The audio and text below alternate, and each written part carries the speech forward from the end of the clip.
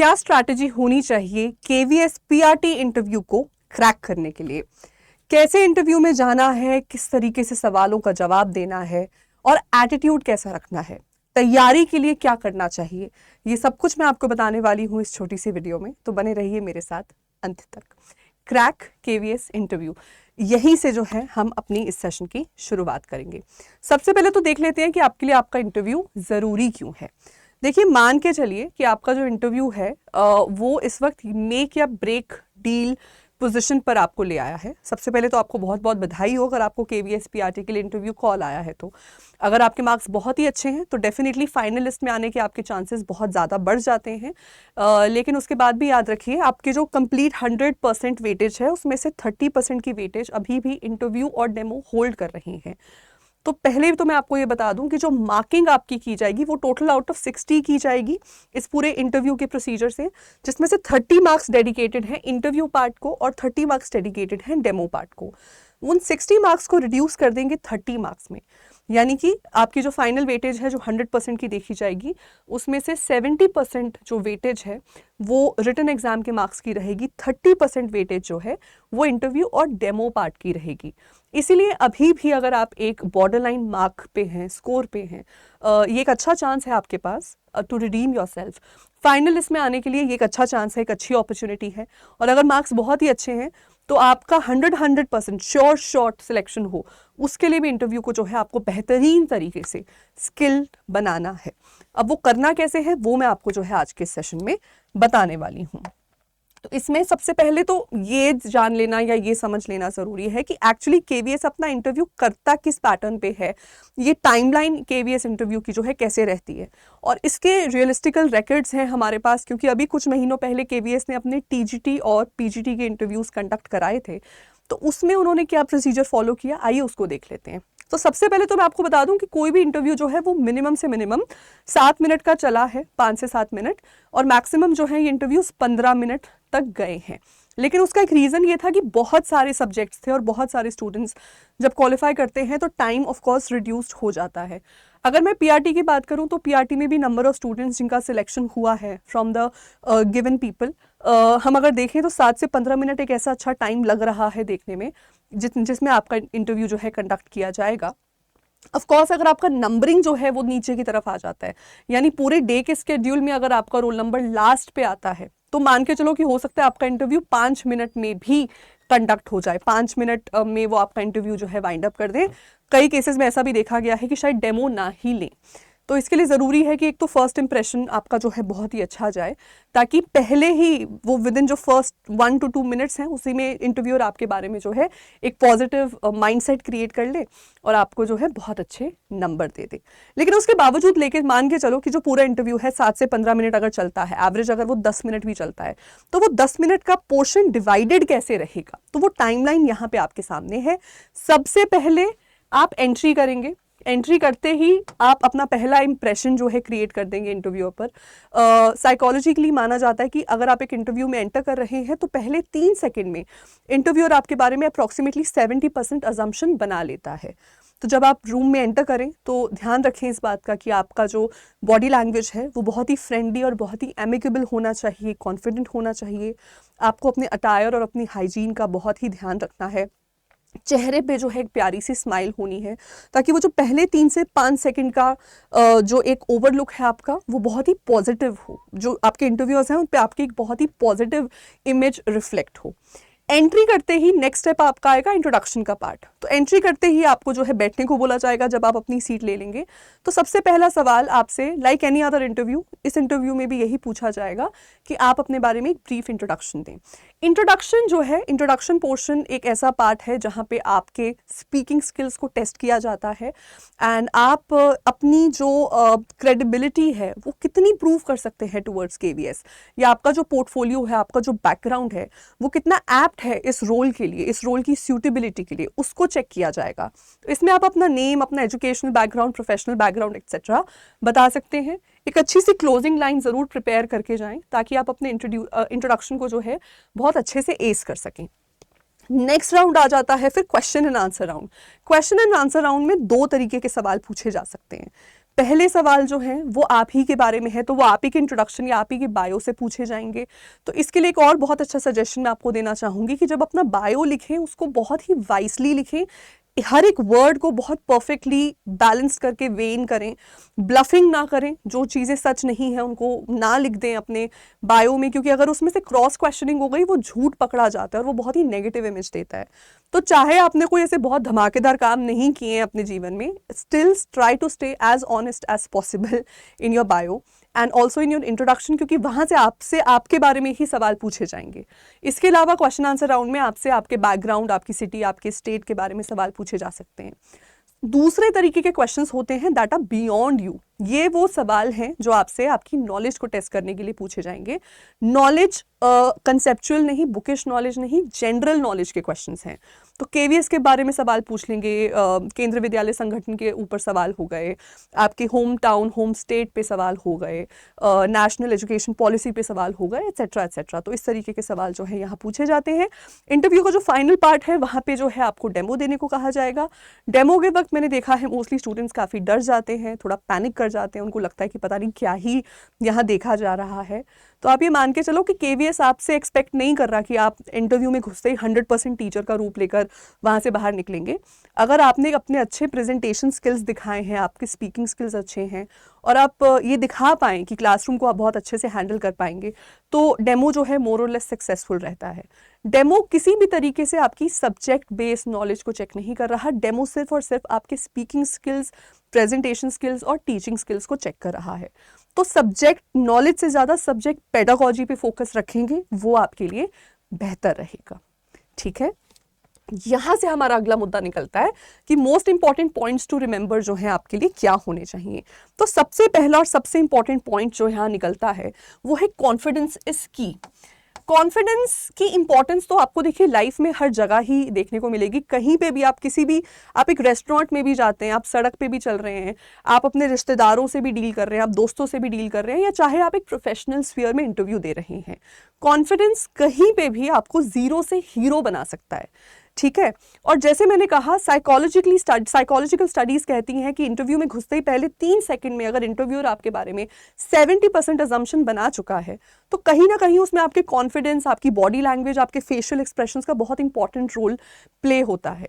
तो बहुत ही ज़रूरी है आपके लिए कि आप एक विनर्स एटीट्यूड के साथ जो है इंटरव्यू रूम में घुसें और ये मान के चलें कि क्योंकि वो इंटरव्यूअर जो है इस वक्त सिर्फ आपकी प्रेजेंटेशन और आपकी पर्सनैलिटी स्किल्स को जज कर रहा है, तो एक बार अपनी वो बुकिश नॉलेज को साइड में रख के एक एक्टिंग करें, एक रोल प्ले करें। अगर आप रियल लाइफ में इंट्रोवर्ट भी हैं, उसका आपके कॉन्फिडेंस से कोई लेना देना नहीं होना चाहिए। उस इंटरव्यू रूम में आपको वहाँ जाके एक्टिंग करनी है, आपको वहाँ जाके शाहरुख खान, सलमान खान, सुष्मिता सेन बन जाना है।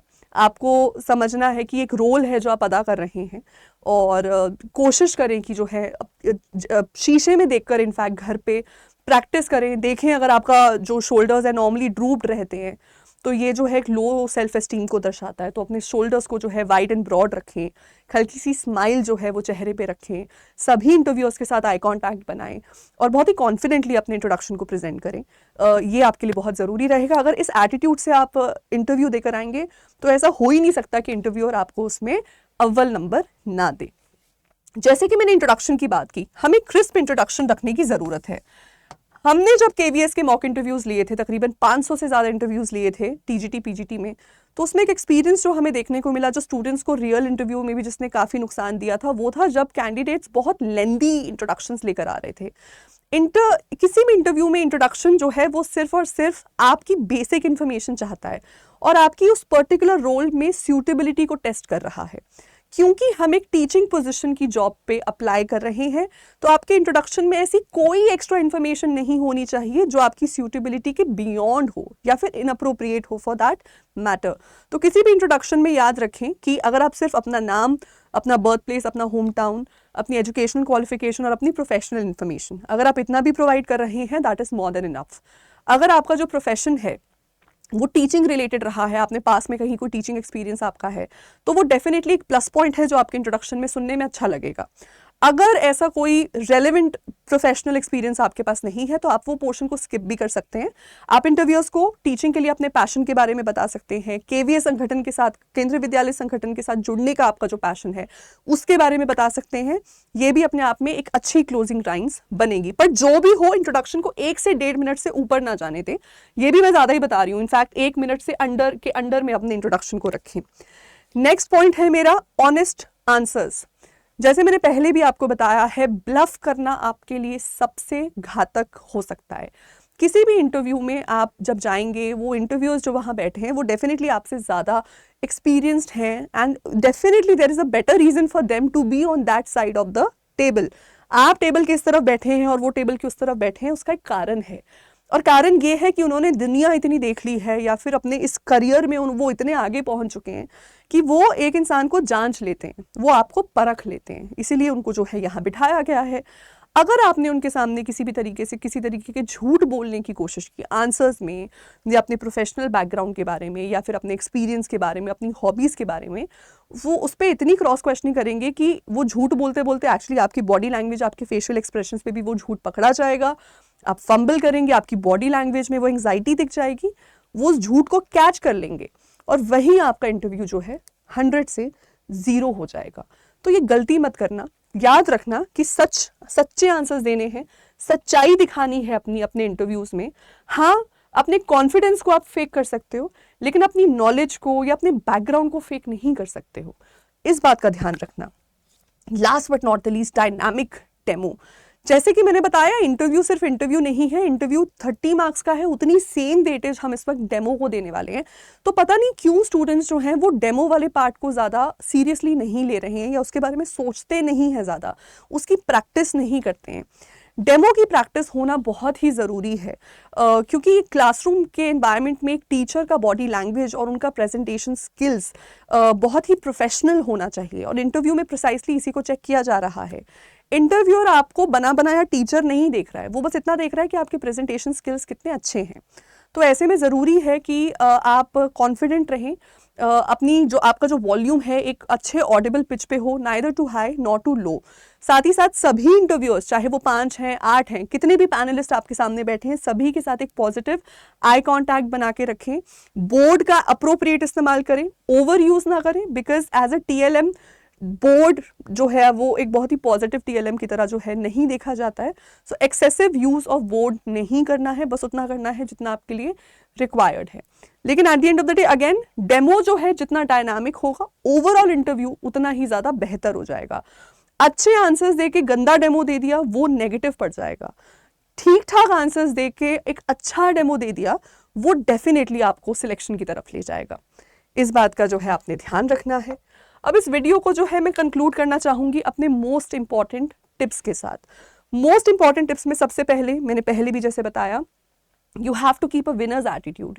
क्योंकि अगर आप पहले से अपने माइंड को एक कंडीशनिंग कर लेंगे एक विनर की तरह, उससे आपके बॉडी में, आपके फेशियल एक्सप्रेशंस पे एक ऐसी रौनक आएगी, एक ऐसा कॉन्फिडेंस रिफ्लेक्ट होगा जो इंटरव्यूअर्स भी समझेंगे और वो डेफिनेटली पहली दफ़ा में ही आपसे बहुत इंप्रेस्ड होकर आपको अच्छे मार्क्स दे देंगे। हो सकता है कुछ सवालों के जवाब आप ना दे पाएँ, तो बहुत ही ऑनेस्टली उनको बता दीजिएगा कि जो है आपको आंसर्स नहीं पता है, ठीक है ना। तो ये विनर्स एटीट्यूड लेकर जाएंगे तो अब मान के चलो कि सिलेक्शन होने से कोई नहीं रोक पाएगा। सेकंड, इस बात को ध्यान रखिए, ये जो इंटरव्यू है या डेमो है, ये किसी भी तरह से आपकी नॉलेज को चेक नहीं कर रहा है, ये सिर्फ आपकी पर्सनालिटी को चेक कर रहा है।